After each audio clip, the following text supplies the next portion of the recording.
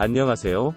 강아지 건강과 행복한 삶을 위해 노력하는 수의학 박사 닥터엠입니다.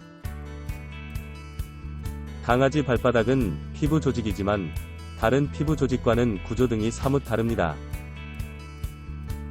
예로부터 누군가가 믿을 수 없는 특별한 일을 해냈을 때 개발에 땀났다 라는 표현을 쓰곤 했는데요.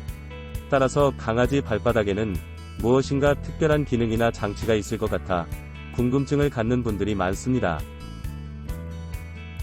하지만 대부분의 사람들이 강아지 발바닥을 제대로 볼 기회가 없는데요. 발바닥 만지는 것을 싫어하는 강아지도 있고, 또 발바닥을 자세히 살펴보기가 쉽지 않거나 살펴볼 필요성을 느끼지 않기 때문입니다. 그렇다면 강아지 발바닥에는 과연 어떤 비밀이 있는 것일까요? 그리고 강아지 발바닥을 보호하기 위한 관리법은 무엇일까요? 우선 강아지 발바닥의 구성에 대해 알아보겠습니다.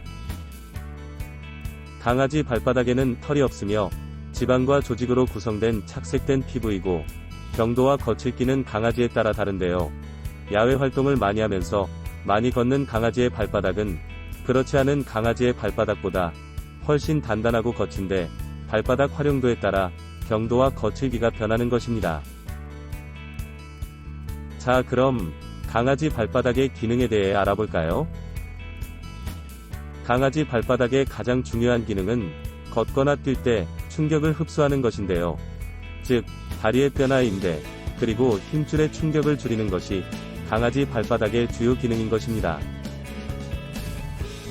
강아지는 몸에 땀샘이 거의 없지만 발바닥에는 땀샘이 있다는 사실을 잘 모르시는 분들이 많은데요. 사실 흔히 속담으로 많이 쓰는 개발에 땀난다라는 표현은 잘못된 것이며, 개발에서는 정상적으로 땀이 나는 것입니다. 그렇다면 강아지 발바닥에는 어떤 문제가 많이 발생할까요? 맨발이다 보니 역시 외상이 가장 빈번한 문제인데요. 그리고 외상이 생긴 곳이 감염증으로 발전하는 경우도 많습니다. 또 이스트가 감염돼 습진이 발생하는 경우도 있으며, 다양한 원인에 의해 강아지 발바닥에 통증이 생길 수 있습니다. 자, 이제 강아지 발바닥 보호와 부상을 예방하는 방법에 대해 알아보겠습니다.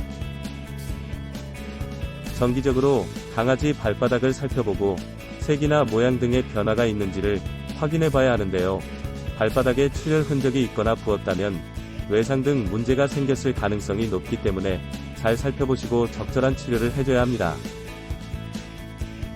그리고 강아지가 발바닥을 자꾸 핥거나 걷는 것을 불편해하면 발바닥을 잘 살펴봐야 하는데요. 외상 등으로 인한 통증 가능성이 있기 때문입니다. 많은 분들이 강아지 다리에 이상이 발생하면 슬개골 탈구를 생각하시는데요. 슬개골 탈구가 됐을 때만 강아지가 다리를 저는 것은 아니고 발바닥 감염증 등으로 인해 가렵거나 통증이 있기 때문일 수도 있는 것입니다. 각질이 많이 생기면 발바닥이 갈라져 강아지가 큰 고통을 겪게 되는데요. 각질 제거기로 잘 문질러 제거해주고 바셀린이나 사람 발바닥 갈라진 데 사용하는 제품을 발라줄 필요가 있습니다.